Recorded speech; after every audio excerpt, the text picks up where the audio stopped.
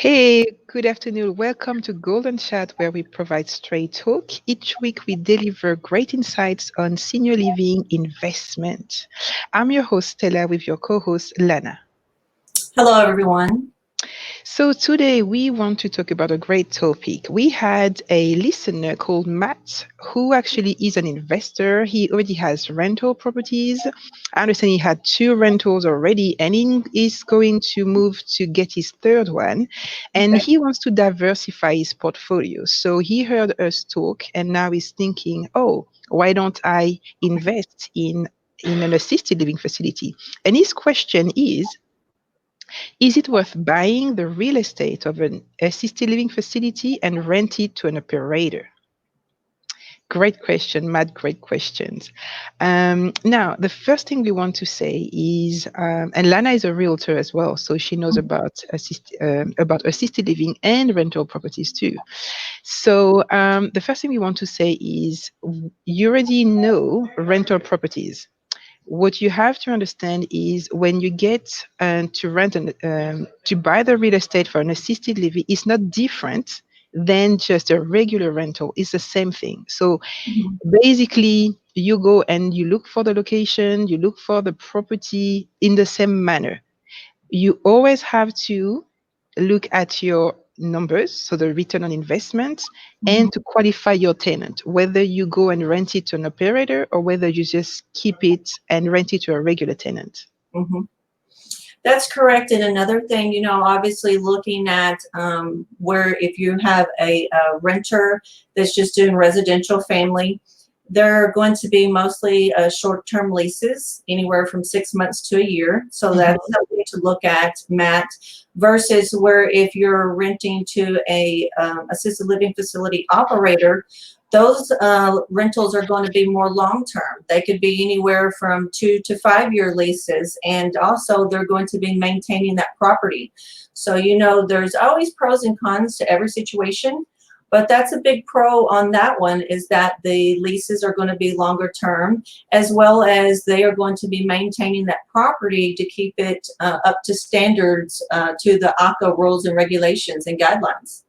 So to expand on what you're saying, Lena, Mhm. if we were to put the differences in a table and have regular tenant versus operator tenant, Uh-huh. then as she just mentioned, you would realize that you have the advantage of getting steady income as opposed to because you know for the 2 to 5 years what is going to happen and you know exactly how much you're going to get. On the other hand, when you rent it to a regular tenant, then you're going to get a rent for 6 months and maybe 1 year. After that, you may have vacancy. So all those, so it's less, it's not steady because you have vacancy and you have this turnover, having a tenant moving out, moving in, and in between you always have to do repairs. Whereas with your ALF operator, he's Mhm. there and he's going to take care of, he's there, he, she's there, they're there, they're going to take care of the Right. property. So you don't have to factor all those costs, all those repairs and maintenance costs that you would have with your regular tenant. Mhm. There's one more thing I'm going to say on the cost as well is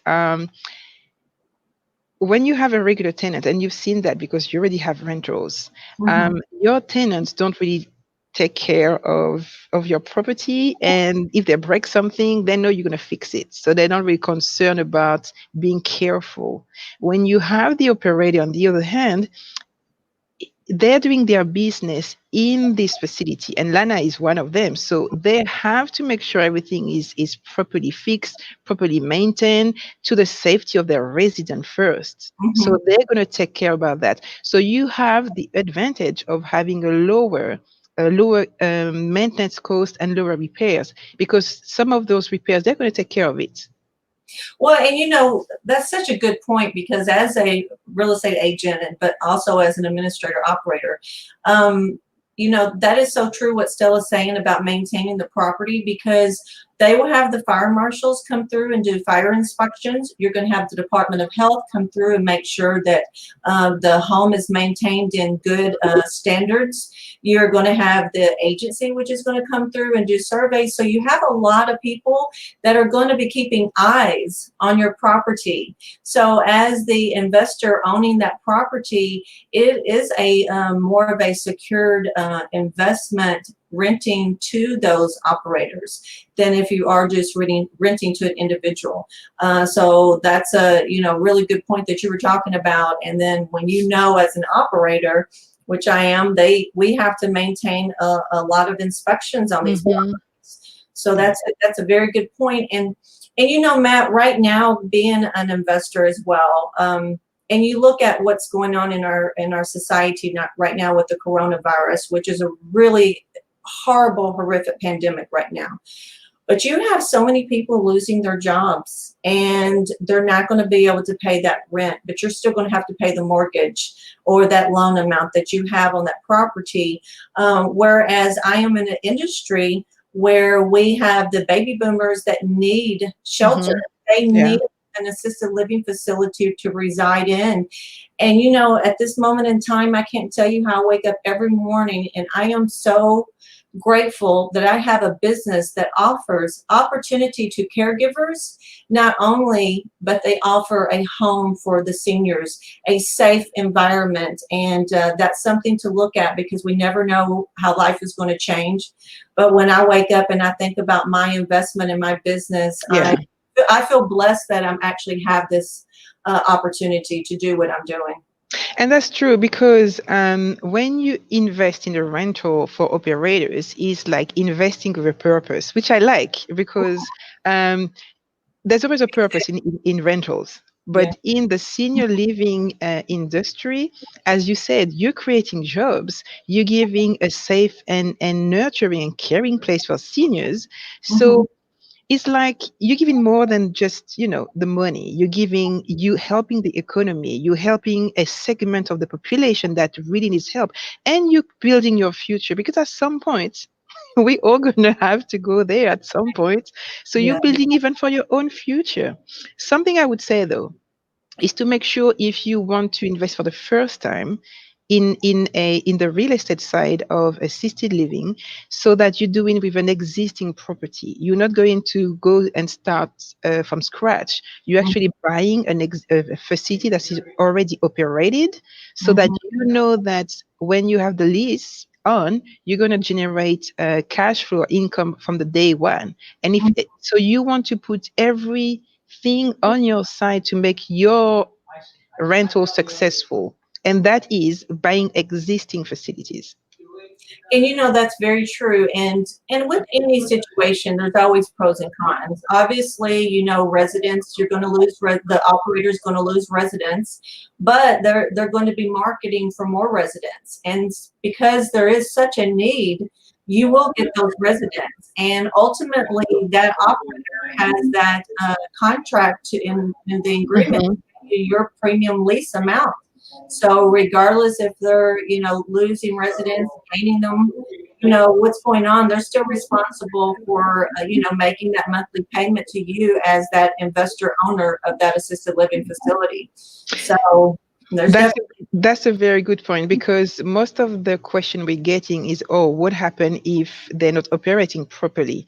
Mhm, Um, they're still responsible for the lease, and that's why we recommend to you to have an existing facility in place, so you don't have to suffer for that period where they're trying to get it to be fully occupied.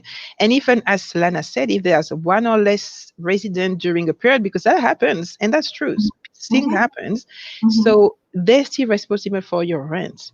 So now don't be so much concerned about what can happen to the business, but be more concerned about who you are renting it to. You still need to qualify the same way you qualify your tenant. You need to qualify your operator. You want them to have at least 2 years of experience. You mhm. would want preferably for them to be their second facility because you know they know how to manage it. So you wouldn't have to take all the risk on you. So existing facility and second and expanding operator. You know what? That's an awesome point. That's a great point, because if you're qualifying that renter, then you're going to see, hopefully see that they already have a successful business that's in place. So that's very important. But we so appreciate, your question that you have. And if anyone has any questions and would like us to review case scenarios, we can have our advisors look at those numbers and discuss those numbers with you in regards to your standard rentals versus your assisted living facility rentals. And we also offer webinars. So if you're interested in the webinar, then you can subscribe and register to those webinars that can also help you guide you in the right direction. But we really appreciate that question, Matt. We are mostly positive there's somebody else out there that has that exact same question. Sure. And we hope today we've been able to address that and help you. And we also look forward to hearing from our viewers out there with any case scenarios that they may have. So send us your questions by calling us at 407-794-7277 or email us at hello@easierlivingforyou.com.